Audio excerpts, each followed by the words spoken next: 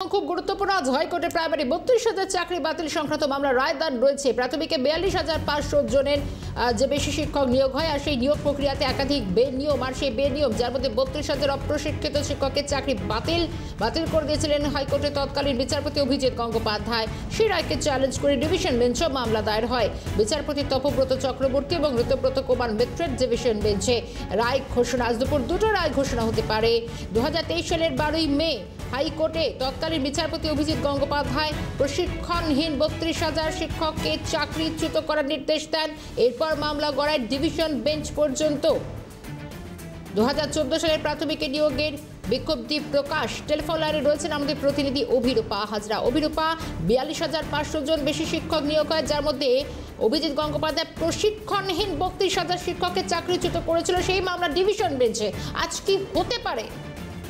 তৎকালীন সিঙ্গল বেঞ্চের বিচারপতি অভিজিৎ গঙ্গোপাধ্যায় রেজুলেশন যখন এই মামলাটি বিচারাধীন অবস্থায় ছিল সেই সময় বিচারপতি ৩২,০০০ চাকরির অপ্রশিক্ষিত শিক্ষকের চাকরি বাতিলের সিদ্ধান্তের কথা জানিয়েছিলেন, নির্দেশিকা দিয়েছিলেন। নির্দেশিকার বেশ কয়েকটি পয়েন্ট তিনি তুলে ধরেছিলেন কেন তিনি সেই নির্দেশিকা দিয়েছেন, কেন তা বাতিল হল।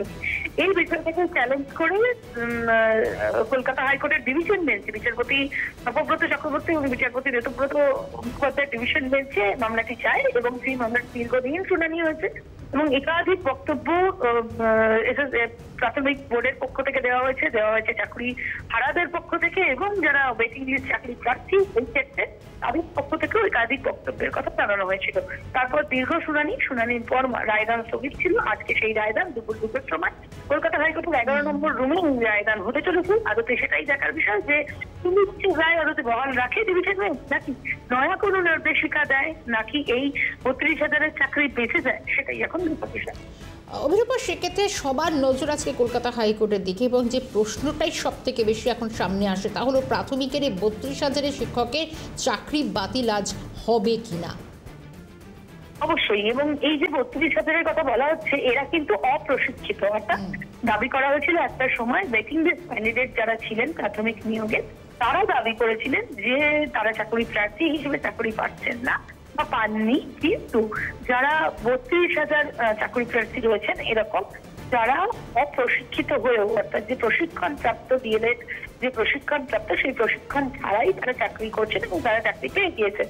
পরবর্তীকালে এই দুর্নীতির কথা সামনে আসে, সেটা দুর্নীতির আখ্যা পায় এবং বিচারপতি অভিজিৎ গঙ্গোপাধ্যায় তৎকালীন বিচারপতি অভিজিৎ গঙ্গোপাধ্যায় রেজুলেশন এই মামলাটি বিচারাধীন অবস্থায় আসে এবং সেই বিচারাধীন অবস্থায় থাকার পর বিচারপতি অভিজিৎ গঙ্গোপাধ্যায় সেই সময় নির্দেশ দিয়েছিলেন যে এই ৩২,০০০ চাকরিতে বাতিল করা হোক বা এই চাকরি যারা করছে তাদের চাকরিটা বাতিল করা হোক এবং সেই নির্দেশিকাকেই চ্যালেঞ্জ করে ডিভিশন বেঞ্চে আবেদন করেছিল বোর্ড এবং কিছু চাকরি হারা।